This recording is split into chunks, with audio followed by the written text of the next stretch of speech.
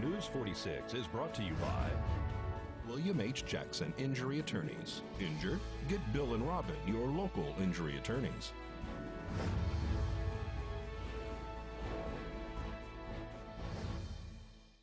And speaking of wild animals, a public hearing is scheduled for Big Cat Encounters conditional use permit. Item 23, possible action, discussion, deliberation on appeal.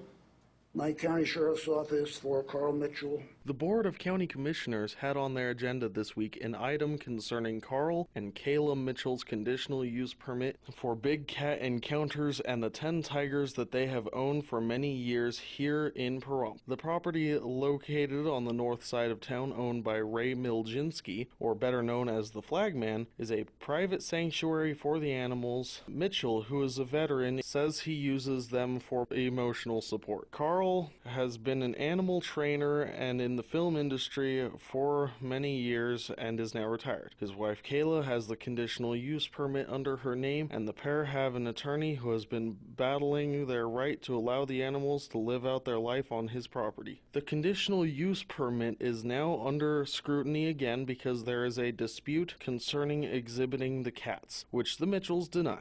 Mr. Chairman. I have a motion and a second to continue. All those in favor say aye. Aye. Aye. All those opposed say nay. Aye. And I'd like to explain. Is that an aye or a nay? I do not want to continue. Okay. Butch, do you vote yes or no? I voted aye. Okay, 4-1.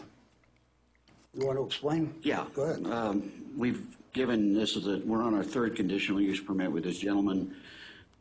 Every time we have put off and given leeway to people who hold conditional use permits or other limited licenses, we end up in trouble.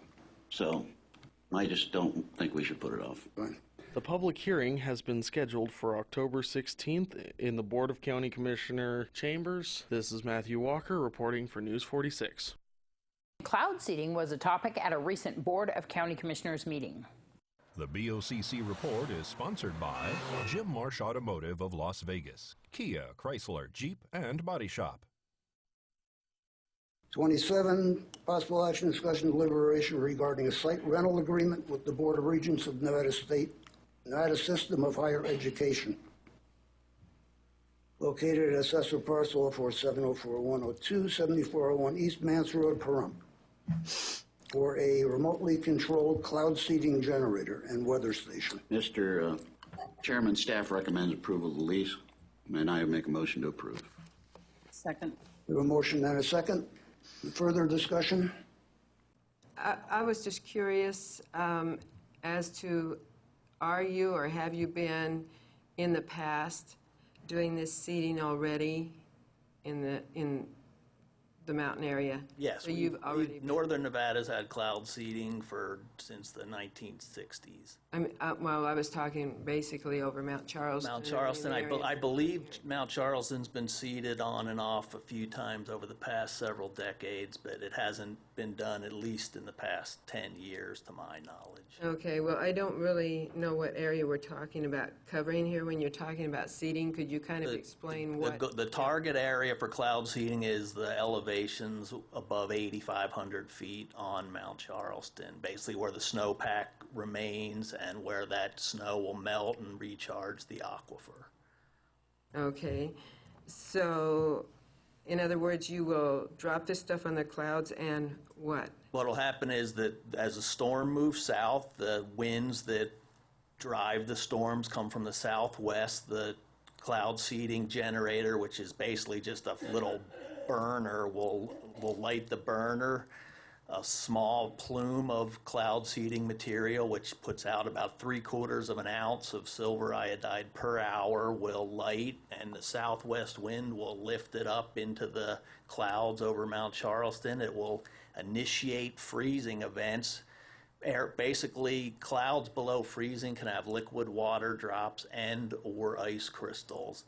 As clouds become more polluted from upstream sources such as Los Angeles, which is upstream of here, there's more and more dust and other particles in clouds. They're less efficient at producing precipitation, and they're more likely to contain sub-freezing water drops, which just go up on the mountain, remain as a fog bank, and then dry on the other side.